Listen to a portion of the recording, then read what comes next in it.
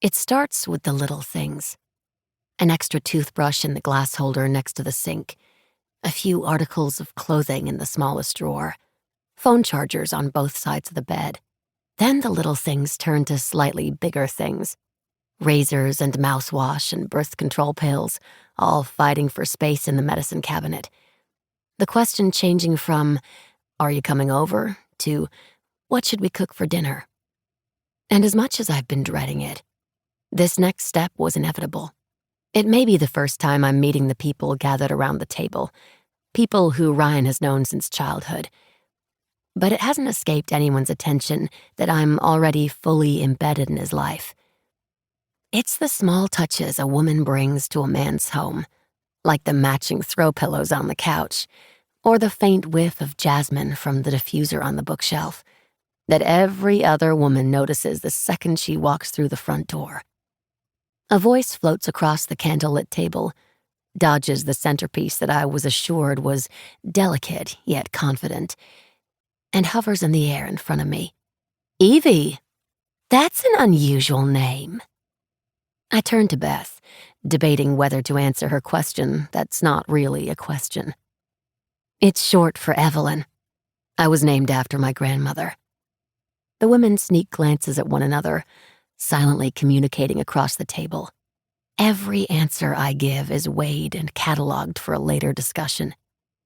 "Oh, I love that," Allison squeals. "I was named after my grandmother, too. Where did you say you were from again?" I didn't say, and they know this. Like birds of prey, they will pick all night until they get the answers they want. "A small town in Alabama," I answer. Before they can ask which small town in Alabama, Ryan changes the subject. "Allison, I saw your grandmother last week at the grocery store. How's she holding up?" He's bought me a few precious moments of relief while Allison relays how her grandmother is faring following the death of her grandfather. But it won't be long until I'm the focus once again. I don't have to know these people to know everything about them. They are the ones who started kindergarten together, their circle remaining small until high school graduation. They fled town in groups of 2s and 3s to attend a handful of colleges all within driving distance of here. They all joined sororities and fraternities with other groups of 2s and 3s with similar backgrounds, only to gravitate back to this small Louisiana town, the circle closing once again. Greek letters have been traded out for junior league memberships and dinner parties and golf on Saturday afternoon, as long as it doesn't interfere with SEC football. I don't fault them for the way they are. I envy them.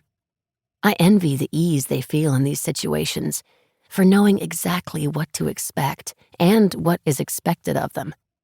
I envy the gracefulness that comes with knowing that everyone in this town has seen them at their worst and still accepts them.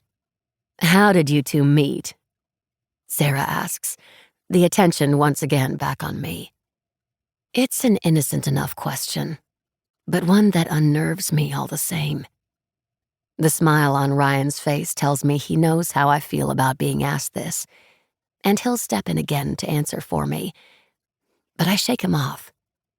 Wiping my mouth gently with one of the white cloth napkins I bought specifically for this occasion, I say, "He helped change my flat tire."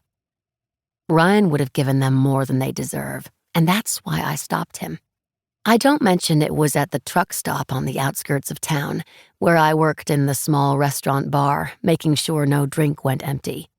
And I don't mention that while they are familiar with lots of acronyms, from MBA to MRS, the only one I'm acquainted with is GED.